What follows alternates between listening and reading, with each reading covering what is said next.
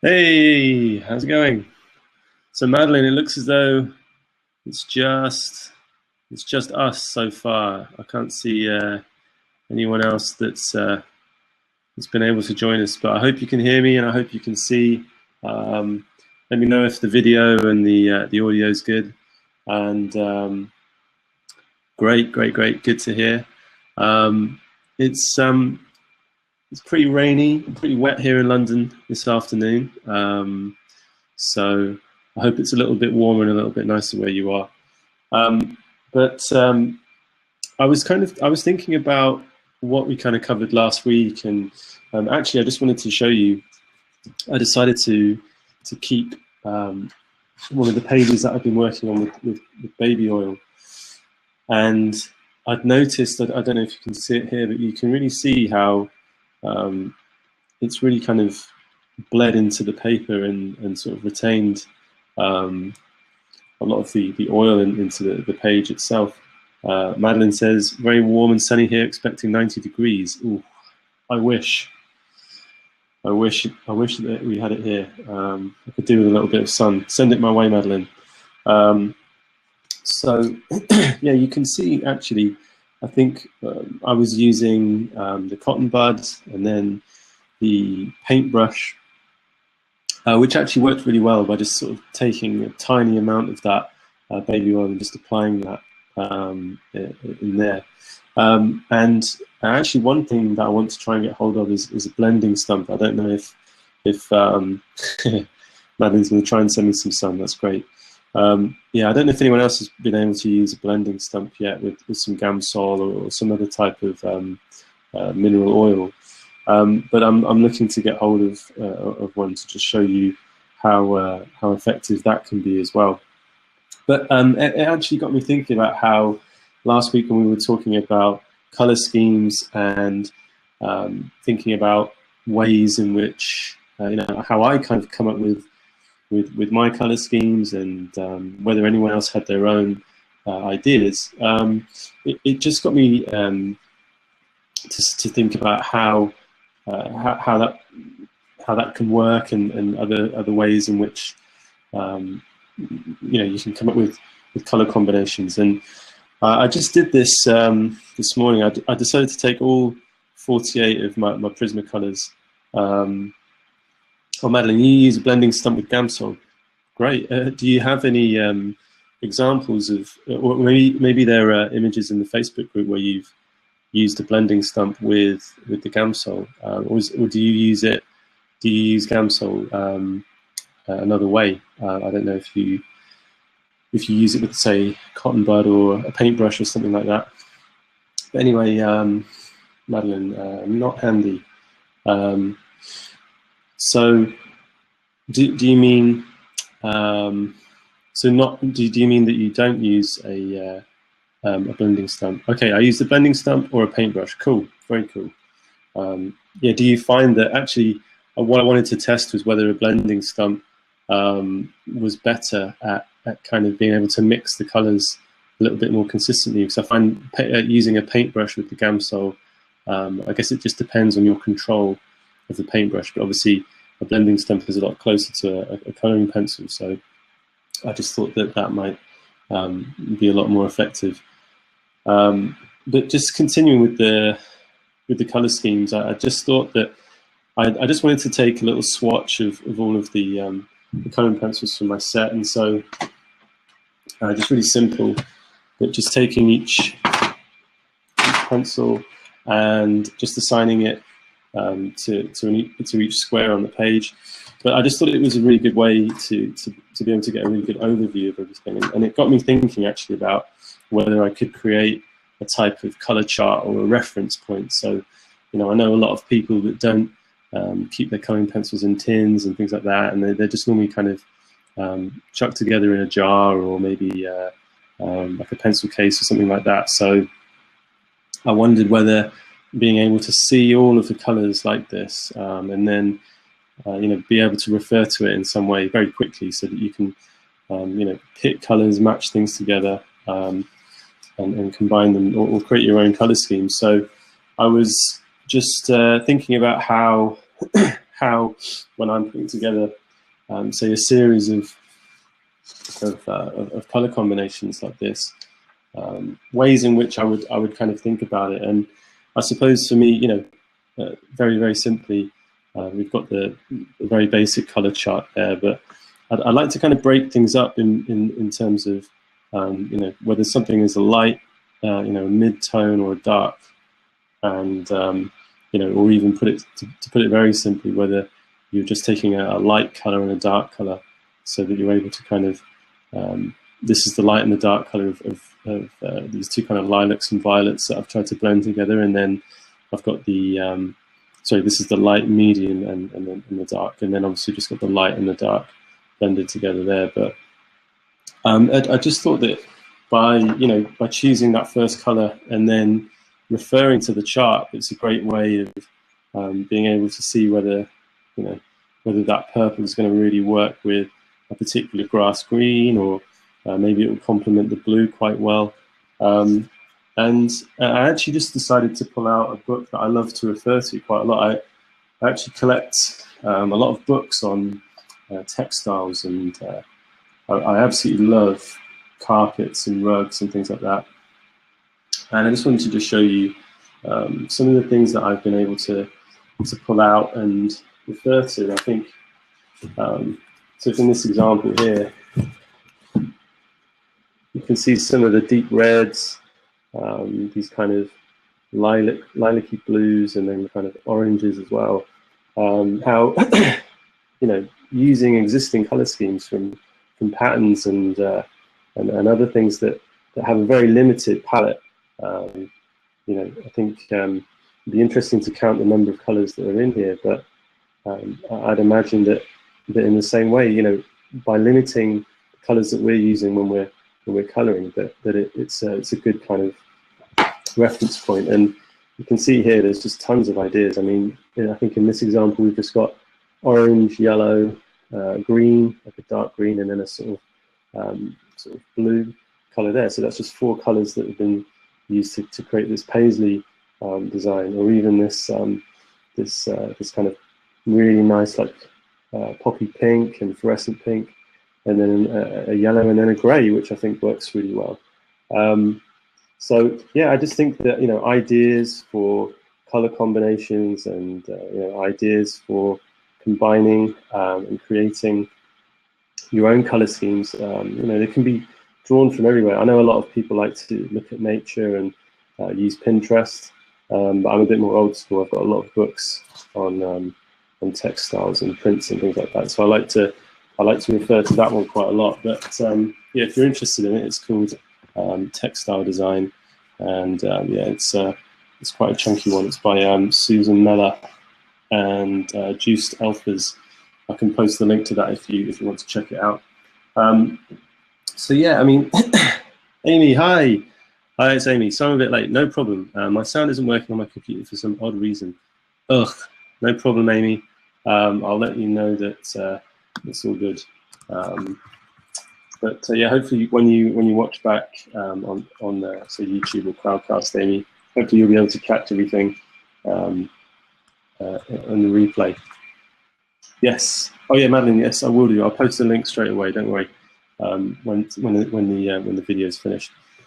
So yeah, I actually wondered about whether I could draw from one of the color schemes here. Actually, see if we could find something that we could use to experiment with and see how that might work. So I'm just going to randomly look for a page. Let's have a look. I quite like the look of these shells. What else have you got?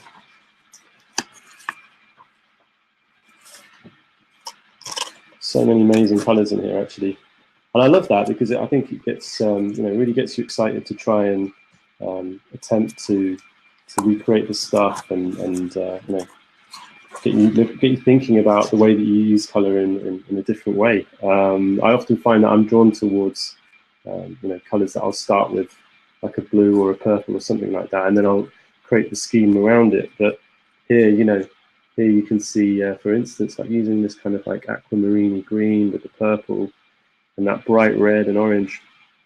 You know, this is from a where is it, a traditional kind of African print. So you know, that's pretty cool to kind of draw from that. What else? We've got bandanas, Indonesian. How about this this kind of Egyptian palette here? This is looking pretty nice. I'm liking the yellow, the blue, and this kind of pink here, and then little kind of touches of green as well. So let me just try and pull out some colors that might match that. So I hope, Amy, you can try and follow along. Maybe she's here, maybe she's not here, I'm not sure, but if not, we'll continue. But let me try and select the correct red for this. So we've got a kind of like crimson-y pink. It looks like it's not quite a proper red. So I'm thinking it's quite close to this one here. So this is a carmine red. So let me have a quick look. Yeah, that's looking pretty good. And then let's try and pick out this blue. And I wonder if something like, is it going to be closer to that? No. And this is something I always find tricky, actually, trying to pick the right color, especially when you're trying to match something. Violet, maybe? No. Maybe more like it's more like a royal blue or something like that. That's what I describe it as. What's this ago? Ultramarine. It's close. It's close. So I wonder if I tried to blend it with this light blue. I wonder if that would do the trick, actually. Gets close. Yeah, it gets close there. So maybe let's try that combo, and then I need a yellow. So let's look for this golden yellow over here. And it's not as bright as that, so maybe I will go for this. Let's see. Yeah, Madeline. Yeah, it is a great. Honestly, this is one of my favorite books. This is looking a lot better, this color, but still not quite right. Yeah, it basically collects tons of textiles from all over the world and kind of compiles them all together. So this is what I'm looking for. That yellow will do. Yeah, so it kind of compiles all of these textiles from all over the world, and I think let me have a look. There are probably around, how many hundreds of pages? 400, about 400 pages for the prints and textiles. So yeah, if you're able to find it, it's a brilliant book, one of my favorites. And let's have a look for this green. I think this is looking good. Looking kind of creamy, a bit too bright. Maybe something.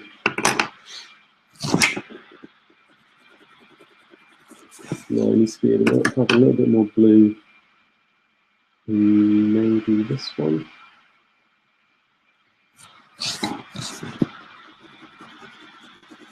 Yeah, that's looking good. Could do with a little bit of blue in there, perhaps. But so, just from let me just pull the paper down, and you can see the colours I've kind of found for this kind of from this Egyptian kind of palette is, in particular, this green, this yellow, and then a mixture of these two blues. I guess if you're feeling a little lazy, you can use one, but I'll show you how they look when they're blended together. Amy, hey, you're back. Brilliant. Husband fixed it for you. Fantastic. Can you hear me now, Amy? Or maybe it's a little bit difficult to still Get the sound working? I don't know. Yep, perfecto. Great. So I don't know if you missed it, Amy, but what I was talking about was referring, or when you're looking for color schemes or looking for ideas. For me, anyway, I quite like using books. And especially for me, I've got a load of books on textile designs and prints and things like that. And I love looking for color combinations and ideas, color schemes and things from prints, especially for geometrics and mandalas, because I think that using a limited color scheme helps to work a lot better than using a kind of unlimited palette of colors. But there's some ideas for some florals there. Yeah, some lovely examples of different types of prints. But yeah, so that was just from picking out that Egyptian inspired print, and then picking these 4 here that that I could make a start with. So I kind of thought maybe I could have a go with using last week's drawing. Yeah, Amy just says, what a fabulous idea. And yeah, I think that, regardless of wherever you draw your inspiration from, I know a lot of people like to look towards nature. I think I mentioned it earlier, but, using Pinterest, wherever you draw your ideas from, I think it's important to kind of keep your eyes open and keep an eye out for where you get your color schemes from as well. It can kind of help you to think a little bit more outside the box, I suppose. So yeah, I just thought I'd start adding to this this image that I'd started last week, and I guess we can use this as a tester, really. But I just wanted to see how this more Egyptian color scheme would turn out. By just rotating around those 4 colors, which was something that I talked about last week. And for me, this is just something that works for me. This is just my little system or way of working, and it doesn't mean that it's right or it's the right way to do things. This is just something that I like to work with. So let's start with that yellow. Maybe next, where could put the yellow? Maybe just in here. Anyway, Amy, I hope you're doing really well. I hope it's. I think you might have missed the beginning, but I was saying to Madeline that I hope it's a lot sunnier where you are than where I am here. It's pretty grey and rainy today, but yeah. And guys, if you've got any questions at all, please feel free to post in the comments box, and you can try and answer any questions that you have. But yeah, I just thought I'd go through and talk about color schemes. Really, I don't think there's any kind of secret to it, and I think for me it's just about experimenting and seeing what works, and that's what I kind of love about coloring and even creating art as well, is because you're never quite sure what's going to work and what's going to happen. And even doing these live videos, for me, I never really plan things too much, because I'm just interested to know what's going to happen as we go through it. So in the same way that I've picked these 4 colors, I could have started with any of the other ones, the blue or the yellow or the green, instead to start working around them. But we'll see how this turns out anyway. So I'm going to work in with this blue, and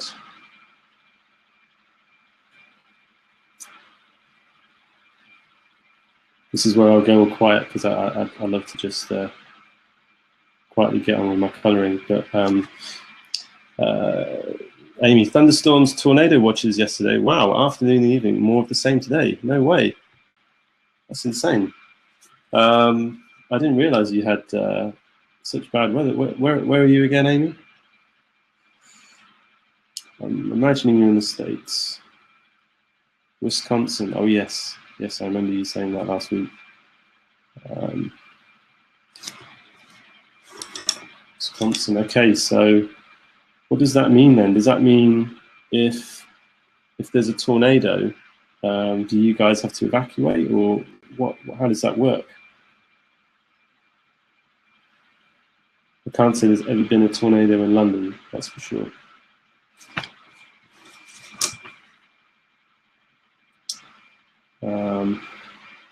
So I'm just working my way around with the blue. Quite liking how this is looking already, actually.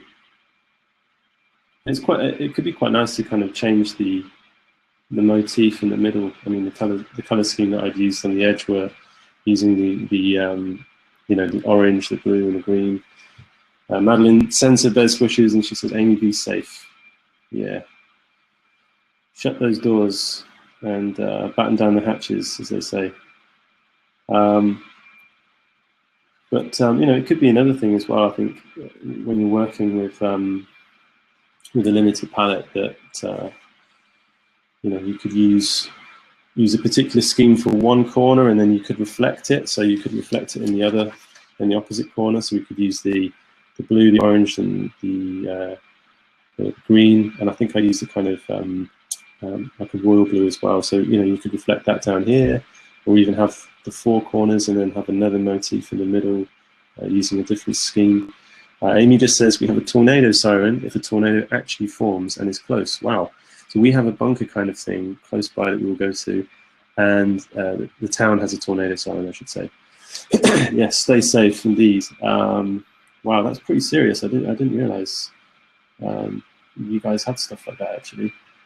I know some people have like bunkers in their basements and stuff like that, but I realized that not everyone can have access to that. And let me think about what we could work on next. So I think using those first four colors there, just to give you an idea about how things could be working. But I often like to just kind of clash colors. So if there's a blue and there's green here, I'll try and use something that's almost opposite to that. So this red is quite good for that. So I think just by doing that, it helps to by putting clashing colors next to one another, it kind of complements and makes the other colors really pop off the page, I think, if you do that. So that's just again just something I like to do with my weird color schemes. But you obviously might have different ways of doing things, and that's absolutely fine. But yeah, actually, I wonder where where do you guys get your Madeline and Amy? Where do you get your ideas for your color schemes from? Not weird, very interesting. Let's see. Looks like Janet. Has Janet joined us? Looks like you have. If you're here, Janet, it's nice to see you.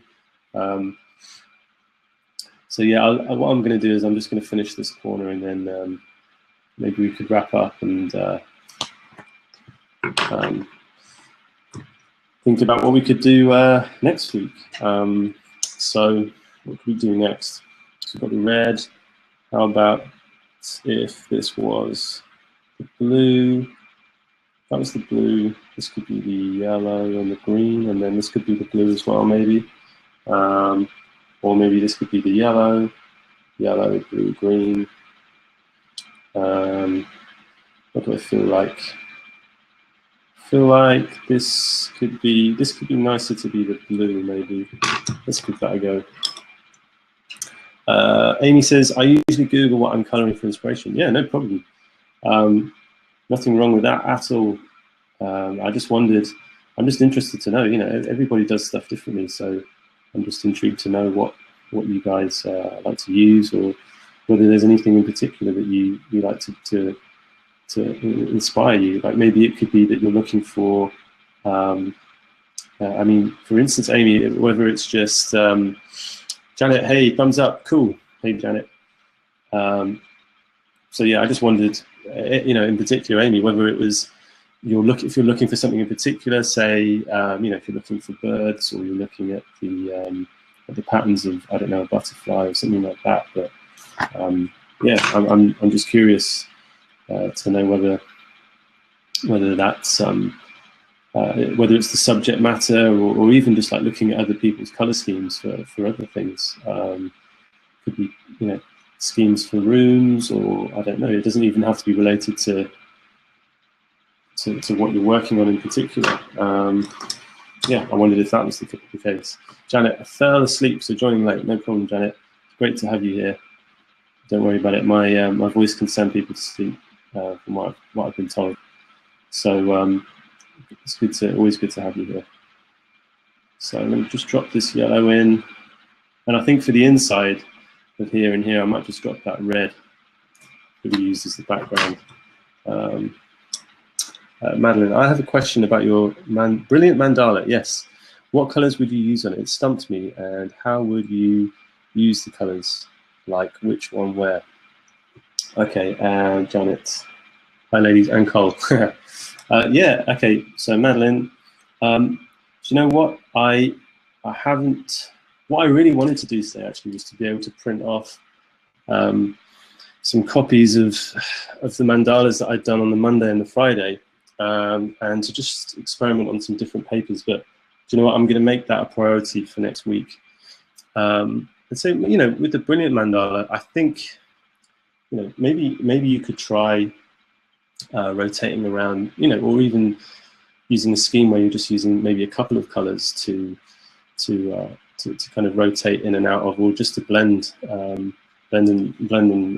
one particular way.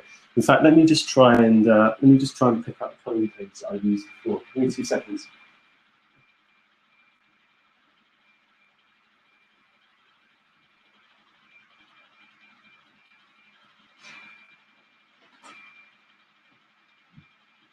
Yeah, so it just reminds me of something I did a while ago, where I was just experimenting with just using this red, this yellow, and this green, and just kind of using it in quite a light way. But if you can see here how for the word create, I've just used this same sort of pattern or combination of the red blending into the yellow, into the green, and then the yellow and the red. And then I've just tried to recreate that on each and every letter all the way around. So I just wondered, maybe that could be a good way to think about it, Madeline, that you just start with the first word. So with brilliant, that you can see most prominently, that you maybe could come up with a scheme, either blending just 2 colors together or even combining a few together. But then what you do is you can kind of repeat that color scheme all the way around. For me, it almost becomes like a bit of a puzzle, because I'm always trying to work out, like, okay, so if this is relating to this one, you know, you want to keep the colors consistent all the way along, and obviously it can produce some pretty fun results. But I don't know, maybe that could be an idea. Another thing was, you know, if depending on how many iterations or numbers of the word brilliant there are, I can't quite remember how many I used, but you know, it could be that you have, for the very first one in the middle, it could be like a bit of a rainbow. So you start with a red for the first one, and then the second one that's rotated around, it could be orange, and then yellow, and then you could just work all the way through all of your colors and, I don't know, create a bit of like a rainbow wheel or something like that. I don't know if that's helpful. I know you just said okay, but yeah, I should have maybe made a start with that brilliant one today, and then we could have talked about that a bit more. But I just wanted to yeah, that was my one thing for the day, was just to talk about color schemes and where we can draw ideas from. So yeah, lots. Cool. So I know it's a bit of a short one, but I thought I'd maybe just wrap up today. And if there are any other questions or anything like that, then, you know, feel free to post them here, and I'd be really happy to send you all the link for this book, which has been, you know, really good for me. Also, I'll post that in the group, and also I thought I'd post. Where is it? Where's my color chart gone? I don't know if it's useful, but even just to kind of inspire you guys to, you know, to draw your own color chart or create your own color chart. And I don't know whether you have one that you refer to at home, but for me, it's pretty useful, and I can kind of see, we'll get a good overview of how things are looking, especially if you've got tons and tons and tons of different colors.